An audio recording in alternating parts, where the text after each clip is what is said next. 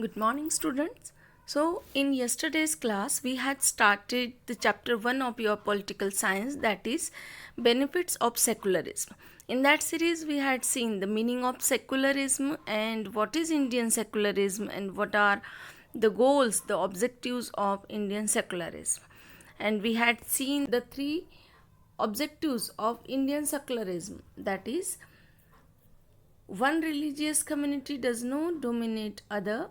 Second one, that some members do not dominate other members of the same religious community. And the third one is the state does not enforce any particular religion nor take away the religious freedom of individual. And we had by picture analysis one of the objective as like कि किस तरह से government schools में किसी भी religion के function को, religion के फेस्टिवल को सेलिब्रेट करना टीचर स्टूडेंट्स को अलाउ नहीं करते हैं. And just proceed above that, अब हम उससे आगे चलते हैं. And let's see the second way in which Indian secularism worked to prevent the above domination is through a strategy of non-interference. Second way क्या है? फर्स्ट वे हमने पढ़ा था कि किसी भी एक रिलीजन को प्रमोट नहीं किया जाता है गवर्नमेंट इंस्टीट्यूशंस में, गवर्नमेंट ऑर्गेनाइजेशंस में. सेकेंड वन इज़ हम देखेंगे कि किसी भी रिलीजन में इंटरफेरेंस जो है वो स्टेट अर्थात पावर नहीं करती है. This means that in the order to respect the sentiments of all religions and not interference with religious practices the state makes certain exceptions for particular religious communities. उनके धर्म के बिलीफ्स में, है ना, कुछ स्पेशली कुछ अदर धर्म के बिलीफ्स में किसी भी तरह का इंटरफेरेंस नहीं करें, इसलिए गवर्नमेंट रूल्स में उन्हें कुछ एक्सेप्शंस दिए जाते हैं. क्लियर है? So let's analyse the second picture of given in the chapter. A group of friends who have recently bought scooters are meeting to go for ride together. कुछ friends हैं जिन्होंने अभी रिसेंटली स्कूटर खरीदा है, वो एक साथ आते हैं एक राइड लेने के लिए. क्लियर है? So, the first friend is asking, hey, I hope you have a helmet. You know, the law in Delhi requires that you wear one. Why aren't you wearing a helmet? Do you want to be fined? We are seeing this pagdi wear a sick friend, and the another one is asking कि दिल्ली में helmet बिल्कुल compulsory है और तुमने helmet नहीं पहना है. क्या तुम्हें ऐसे लगता है कि तुम्हें फ़ाइन भरना चाहिए, या तुम्हें डर नहीं लगता कि तुम्हें फ़ाइन लग जाएगा? So the another friend who is Sikh by religion, he is saying, don't worry, I won't be fine. तुम चिंता मत करो, मुझे फ़ाइन नहीं लगेगा. Hey Paramjit, why won't you be fine? तुम्हें क्यों नहीं फ़ाइन लगेगा? Then Paramjit replying, for Sikhs, wearing a pagri is a very important part of our religion. The government cannot force me to wear a helmet. Sikh होने के नाते पगड़ी पहनना मेरे धर्म में अति आवश्यक है और इसलिए गवर्नमेंट मुझे हेलमेट पहनने के लिए कंपलसरी नहीं कर सकती, है ना. तो यहाँ हमने सेकेंड स्ट्रेटेजी देखी या सेकेंड पॉलिसी देखी इंडियन गवर्नमेंट की कि धर्म के कुछ बिलीफ्स को प्रमोट करने के लिए या उनको मानने के लिए उनमें किसी तरह का इंटरफेरेंस स्टेट नहीं करती है, इंडियन गवर्नमेंट नहीं करती है, इंडियन पावर नहीं करती है, और कुछ एक्सेप्शंस नियमों के तहत उन्हें दिए जाते हैं. क्लियर है? In above story board Paramjit the Sikh youth does not have to wear helmet. This is because the Indian state recognized that wearing a pagri is central to Sikhs' religious practice, and in order not to interference with this, allows an exception in the law.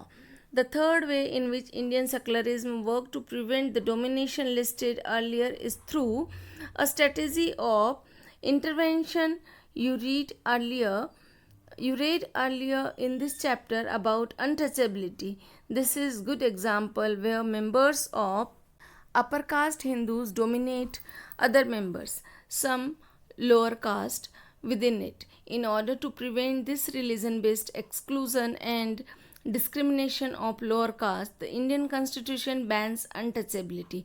In this instance, the state is intervening in religion in order to end a social practice that it believes discriminates and excludes, and that violates the fundamental rights of lower caste who are citizens of this country. Clear. The next one, जहाँ हमने ये देखा कि Indian power किसी religion के beliefs में interference नहीं करने के लिए कुछ एक्सेप्शंस लॉज में उन्हें देती है ना. वहीं हम देखते हैं कि हिंदू रिलीजन में कुछ लोअर कास्ट और कुछ अपर कास्ट हिंदूज होते हैं. Upper caste Hindu community lower caste Hindu community पर किसी तरह का डोमिनेशन नहीं करें, इसलिए इंडियन गवर्नमेंट ने, इंडियन कॉन्स्टिट्यूशन ने और we can say Indian power ने अनटचेबिलिटी जो है को बैन किया है. और इस तरह से जो अपर कास्ट हिंदू कम्युनिटी है वो लोअर कास्ट हिंदू कम्युनिटी को लोअर कास्ट हिंदू कम्युनिटी को डोमिनेट नहीं कर सकती है. Clear. Similarly, to ensure that the laws relating to equal inheritance rights are respected, the state may have intervene in the religion-based personal law of religion based कुछ personal laws भी हैं जो अपने अपने धर्म के बिलीफ्स को मानने के लिए कानूनन उनको एक परमिशन देते हैं. Clear. The intervention of the state can also be in the form of support. The Indian Constitution grants the right to religious community to set up their own school and colleges. और इसी के चलते हुए अलग अलग communities को Indian government अपने खुद के कॉलेजेस और अपने खुद के स्कूल्स सेटअप करने की परमिशन भी देता है.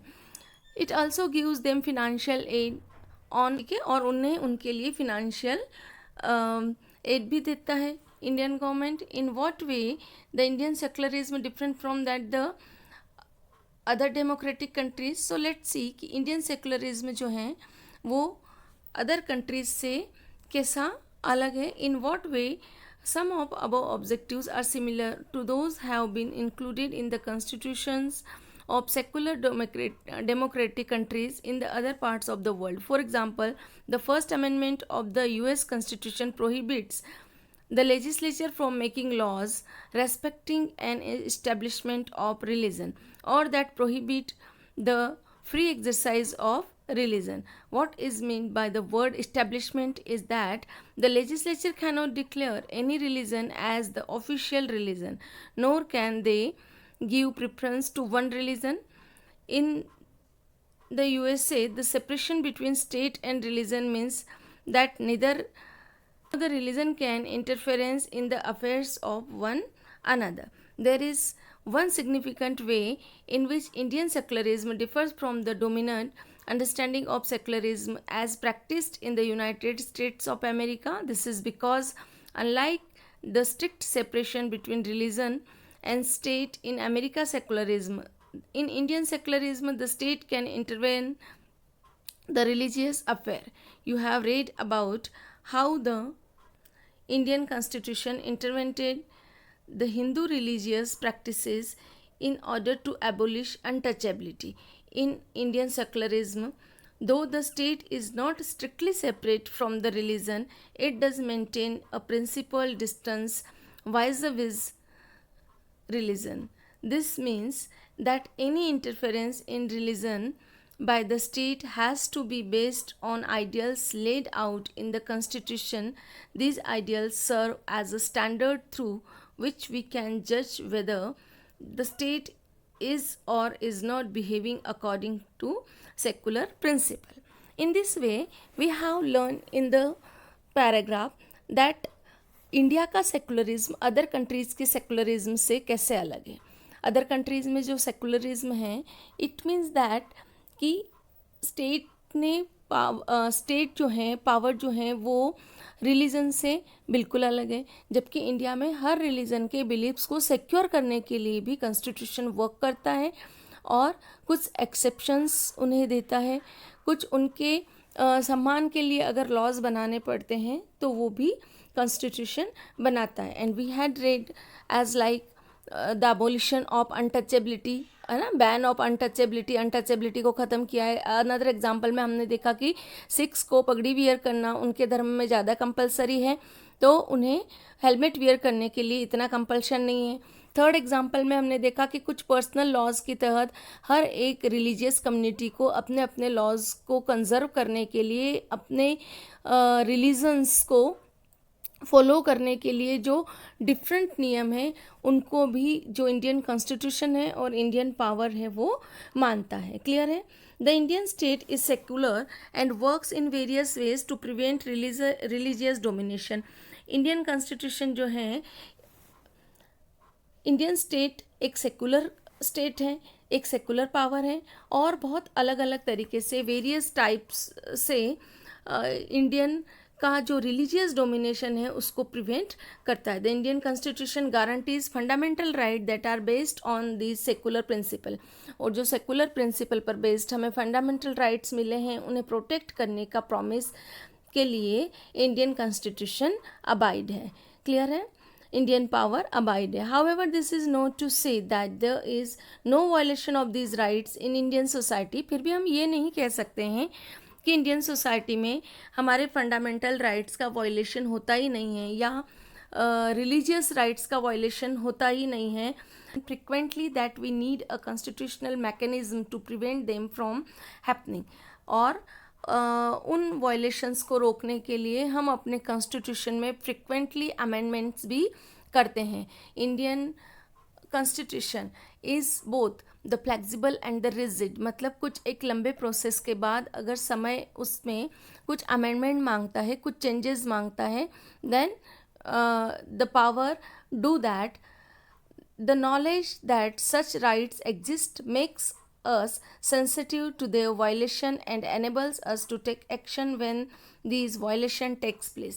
और इस अकॉर्डिंग अगर किसी भी तरह का फंडामेंटल राइट्स का वायलेशन होता है तो सिस्टम इस चीज़ के लिए हमें राइट देता है कि हम उनके अगेंस्ट जो हैं वो काम कर सकें, एक्शन कर सकें. So here is another example of France, that is in February 2004 France passed a law banning students from wearing any conspicuous religious or political sign or symbol such as Islamic headscarf, the Jewish skull cap और large Christian crosses. हमने अभी अभी पढ़ा कि Indian secularism other countries के secularism से कैसे अलग है. अदर कंट्रीज़ में किसी भी रिलीजन सिंबल को या रिलीजन बिलीफ्स को फॉलो करना अलाउड नहीं होता है. This is the symbol of secularism. Instead, in India, we respect all the religions and we give the freedom to the citizens of India to practice, to preach and to follow their own religion and the principles of the religions. जैसे India में हम किसी भी मुस्लिम को cap पहनने से नहीं रोकते हैं, है ना, रिलीजियस कैप पहनने से नहीं रोकते हैं. हम किसी भी क्रिश्चियन को क्रॉस पहनने से नहीं रोकते हैं, किसी सिख को पगड़ी पहनने से नहीं रोकते हैं. Just vice versa we are just reading here that in February 2004 France में क्या लॉ पास किया कि कोई भी रिलीजियस और पॉलिटिकल साइन और सिंबल जो हैं जैसे इस्लामिक हेड स्कार्फ नहीं पहन सकते हैं, ज्यूइश अपना स्कल कैप नहीं पहन सकते हैं, क्रिश्चियन अपने क्रॉसेस जो हैं वो गले में नहीं पहन सकते हैं. This law has encountered a lot of resistance from immigrants who are mainly from the former French colonies of Algeria, Tunisia and Morocco. In 1960s, France had faced a shortage of workers and therefore had provided visas for these immigrants to come and work in the country. The daughters of these immigrants often wear headscarves while attending school. However, with the passing of new law, they have been expelled from their school for wearing head scarves. Clear है? 1960s में जब France में ऐसे लगा कि workers की कमी है, तो अल्जीरिया, देन तुनिशिया और मोरक्को से कई सारे वर्कर्स बुलाए गए, और फिर 2004 में जो लॉ बना सेकुलरिज्म के तहत कि किसी भी धर्मावलंबियों को अपने धर्म के प्रतीक कुछ भी पहन के आना बैन है, तो उन लोगों ने बहुत बड़ी समस्या को फेस किया है, क्योंकि उनके जो रिलीजियस बिलीफ्स हैं उनको क्षति पहुंची है.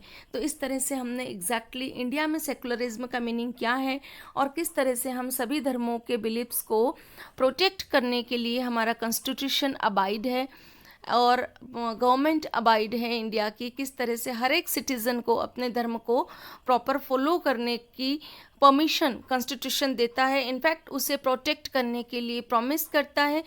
We learned all these things and I hope you understood the chapter, and we will see and discuss the question answers of the chapter in next lecture. Thank you very much.